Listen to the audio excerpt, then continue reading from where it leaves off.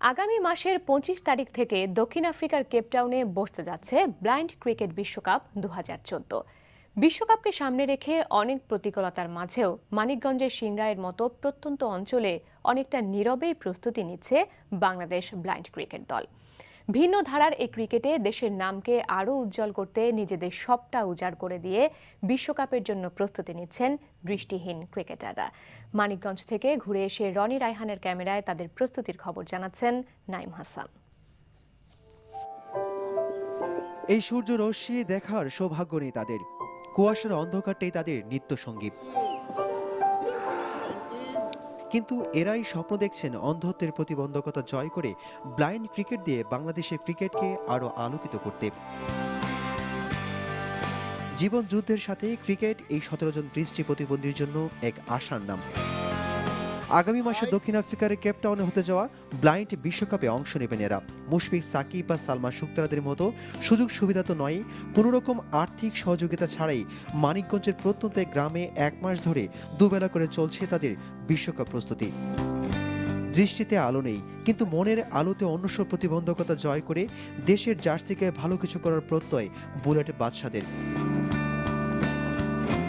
আমরা ব্লাইন্ড প্লেয়াররা প্রমাণ করব যে আমাদেরও যোগ্যতা আছে, আমরাও আমাদের ক্রিকেট ক্যারিয়ার গড়তে পারি। আমরা অত্যন্ত আশাবাদী এবং আমরা আপ্রাণ চেষ্টা করব আমরা সেকেন্ড রাউন্ডে যাওয়ার জন্য। সেই মাঠের সংকটের কারণে, ঢাকা শহরে না থাকার কারণে আমরা জয়মন্টপে এখানে এসেছি।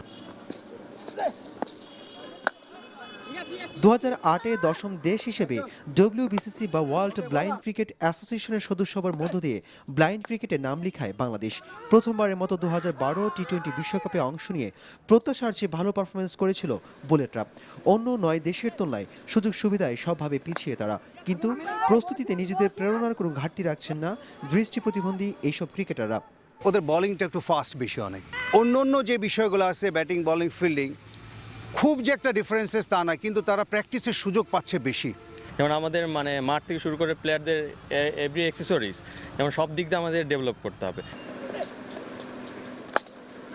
দৃষ্টিহীন মানুষের জন্য ক্রিকেট খেলাটা কঠিন হবারই কথা, সেজন্যই বেশ কিছু ভিন্ন নিয়মে হয়ে থাকে ব্লাইন্ড ক্রিকেট। স্বাভাবিক বলের চেয়ে অধিক ওজন ও আকৃতির বল দিয়ে খেলা হয় ব্লাইন্ড ক্রিকেট।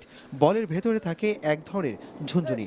বোলার প্লে বলে মাটিতে গড়িয়ে বল করেন, আওয়াজের মাধ্যমে বলের অবস্থান বুঝে ব্যাট চালান ব্যাটসম্যান।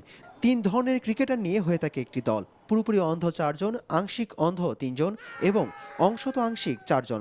আগামী বছর নভেম্বরে ভারত পাকিস্তানের যৌথ আয়োজনে দ্বিতীয় টি-20 বিশ্বকাপে অংশ নেবে বুলেটরা। মুশফিক, সাকিব, তামিমদের মতো তারকা ক্রিকেটার হবার ইচ্ছে থেকে নয়, ক্রিকেটকে ভালোবেসে ক্রিকেটের আধো আলোয় জীবনকে আলোকিত করার ইচ্ছে থেকেই ব্যাট বল হাতে তুলে নিয়েছে এইসব ক্রিকেটাররা। কারো কোনো সহমর্মিতা নয়, নিজের পরিচয় একজন পূর্ণাঙ্গ মানুষ হয়ে বাঁচার সংকল্প তাদের মনে। আর এই উপলক্ষে বাংলাদেশের ক্রিকেটের জন্য যদি কোনো সুনাম বয়ে আনতে পারেন তারা, তা যেমন পুরো জাতির জন্য হবে এক গর্বের, তেমনই তাদের মতো অন্যরা অনুপ্রাণিত হবেন যে কোনো প্রতিকূলতা, প্রতিবন্ধকতা পাড়ি দিতে। Naim Hasan, NTV news, Manikganj, সিংড়াই।